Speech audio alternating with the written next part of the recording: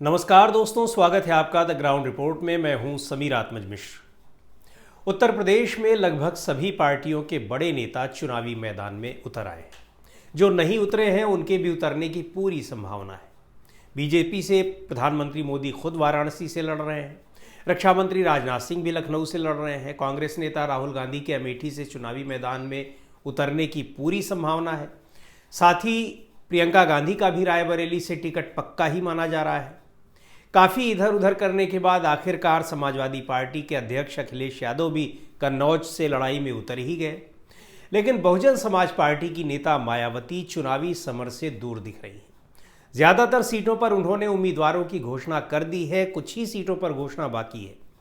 हालांकि उम्मीदवार अदलते बदलते भी रहे हैं, लेकिन घोषणा हो चुकी है। पर अब तक की सूची में न तो बीएसपी सुप्रीमो मायावती और न ही उनके उत्तराधिकारी और भतीजे आकाश आनंद का नाम आया है। यही नहीं, पार्टी के दूसरे बड़े नेता सतीश चंद्र मिश्र या उनके परिवार के भी किसी सदस्य का नाम अब तक किसी लिस्ट में चुनाव लड़ने के लिए नहीं आया है। सतीश चंद्र मिश्र तो चुनावी परिदृश्य से बाहर ही दिख रहे हैं, या यूं कहें कि पिछले काफ़ी समय से वो फ्रंट पर नहीं है। मायावती जी ने अपने चुनावी अभियान की शुरुआत भी काफ़ी देरी से की। पहले तो यही कयास लग रहे थे कि शायद वो इंडिया गठबंधन में शामिल हों, लेकिन वो खुद शुरू से ही इस बात से इनकार करती रहीं और आखिरकार उन्होंने अकेले ही चुनावी मैदान में उतरने का फैसला किया। ये जानते हुए भी कि चुनाव में अकेले उतरना उनकी पार्टी के लिए नुकसानदायक साबित हो सकता है, उन्होंने एकला चलो की ही रणनीति अख्तियार की। हालांकि उनकी इस रणनीति में लोकसभा चुनाव में सीट निकालने की क्षमता भले न हो, लेकिन पार्टी की मजबूती में ये रणनीति काफ़ी कारगर दिख रही है। और ऐसा माना जा रहा है कि बीएसपी की नज़र लोकसभा चुनाव के बजाय 2027 में होने वाले उत्तर प्रदेश के विधानसभा चुनाव पर है। बहरहाल मायावती जी चुनाव क्यों नहीं लड़ रही हैं, जबकि वो किसी भी सदन की सदस्य भी नहीं है। संसद के भीतर वो पिछले 7 साल से नहीं है, जब उन्होंने नाराज होकर राज्यसभा की सदस्यता से इस्तीफा दे दिया था। उनके इस्तीफा देने का वाकया भी काफ़ी दिलचस्प था। हुआ यूं कि 18 जुलाई 2017 को उत्तर प्रदेश के सहारनपुर में दलित विरोधी हिंसा को लेकर राज्यसभा में वो बोल रही थी। राज्यसभा के उपसभापति पीजे कुरियन ने उन्हें अपनी बात जल्द खत्म करने को कहा तो वो नाराज़ हो गई। सदन में ही उन्होंने घोषणा कर दी कि जब दलितों के मुद्दे पर मुझे बोलने नहीं दिया जा रहा है तो मुझे इस सदन में रहने का अधिकार नहीं है। और फिर उन्होंने राज्यसभा के सभापति हामिद अंसारी को इस्तीफा सौंप दिया। उसके बाद से वो संसद नहीं गई, लोकसभा का चुनाव लड़ा नहीं और राज्यसभा पहुंचाने लायक उनके पास विधायक नहीं रहे।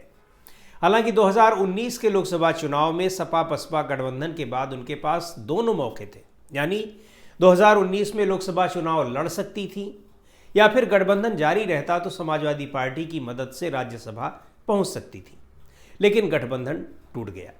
खैर, अब उनकी पार्टी यूपी की सभी सीटों के अलावा कुछ अन्य राज्यों में भी चुनाव लड़ रही है, लेकिन वो खुद चुनाव नहीं लड़ रही। वैसे यूपी विधानसभा चुनाव के दौरान अपने जन्मदिन के मौके पर एक प्रेस कॉन्फ्रेंस में बीएसपी प्रमुख मायावती ने स्पष्ट तौर पर कहा था कि वो चुनाव नहीं लड़ेंगी। हालांकि ये बात उन्होंने विधानसभा चुनाव के संदर्भ में कही थी। उस वक्त उन्होंने इसकी वजह ये बताई कि बसपा बीएसपी के जो संस्थापक थे कांशीराम जी, जब वो स्वस्थ थे, ये मायावती जी का कहना था कि जब तक कांशीराम जी स्वस्थ थे तब तक मैं चुनाव लड़ती थी और पार्टी की बाकी जिम्मेदारी वो संभालते थे। उसके बाद ये जिम्मेदारी मेरे कंधों पर आ गई, यानी कांशीराम जी के निधन के बाद, इसलिए अब मैं चुनाव न लड़कर पार्टी की जिम्मेदारी संभालूंगी। उन्होंने स्पष्ट तौर पर कहा था कि जब उनकी पार्टी जीत जाएगी तो मुख्यमंत्री बनने के बाद वो विधान परिषद के जरिए सदन में पहुंच जाएंगी। मायावती ने उस समय ये भी कहा था कि मेरे चुनाव लड़ने या न लड़ने के मुद्दे पर कई बार सवाल उठते हैं, जबकि मैं 4 बार लोकसभा और 3 बार राज्यसभा सांसद रह चुकी हूँ। इसके अलावा 2 बार विधानसभा और 2 बार विधान परिषद सदस्य भी रही हूँ। हमारे संविधान में परोक्ष चुनाव की भी व्यवस्था है। कोई भी राज्यसभा सदस्य प्रधानमंत्री बन सकता है और विधान परिषद सदस्य मुख्यमंत्री बन सकता है, ये उनका कहना था। यानी उनके कहने का मतलब ये था कि यदि प्रधानमंत्री या मुख्यमंत्री बनने के बाद ज़रूरत पड़ी तो राज्यसभा या विधान परिषद के जरिए सदन पहुंच जाएंगी, लेकिन चुनाव नहीं लड़ेंगे। तो शायद इसी वजह से न लड़ रही हूँ। एक वजह यह भी है कि वो पार्टी की मुख्य प्रचारक है, तो जाहिर है समयाभाव भी होगा। लेकिन अपनी पार्टी के सभी मुख्य प्रचारक होते हैं और चुनाव भी लड़ते हैं, अभी भी लड़ रहे हैं। पीएम मोदी से लेकर राहुल गांधी, अखिलेश यादव, सभी लोग। बीएसपी आकाश आनंद को भी चुनाव नहीं लड़ा रही है, इसलिए ये सवाल और महत्वपूर्ण हो जाता है। दरअसल एक बात और बहुत अहम है, और वो ये कि 2012 के बाद बीएसपी का ग्राफ जिस कदर नीचे आया है, उसे लेकर मायावती जी काफ़ी आशंकित भी हैं। चुनाव लड़ें और हार जाएं तो पार्टी कार्यकर्ताओं का मनोबल बुरी तरह से टूट जाएगा। 2014 के लोकसभा चुनाव में 0 सीट और 2022 के विधानसभा चुनाव में सिर्फ 1 सीट पाने पर भी जितना मनोबल उनके कार्यकर्ताओं का नहीं टूटा होगा, जाहिर सी बात है कि मायावती के चुनाव हारने पर उससे ज़्यादा कार्यकर्ताओं का मनोबल टूट जाएगा। तो कार्यकर्ताओं का मनोबल बना रहे, इसलिए चुनाव लड़ने का रिस्क ही क्यों लें।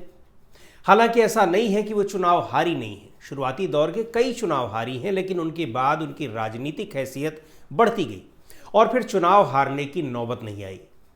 तो आज के इस वीडियो में इतना ही। अगले वीडियो में फिर मिलेंगे एक नए विषय के साथ। द ग्राउंड रिपोर्ट के यूट्यूब चैनल को आपने अब तक सब्सक्राइब न किया हो तो ज़रूर कर लें। हमारे वीडियोस को लाइक करें, शेयर करें और अपने सुझाव भी हमें ज़रूर भेजें।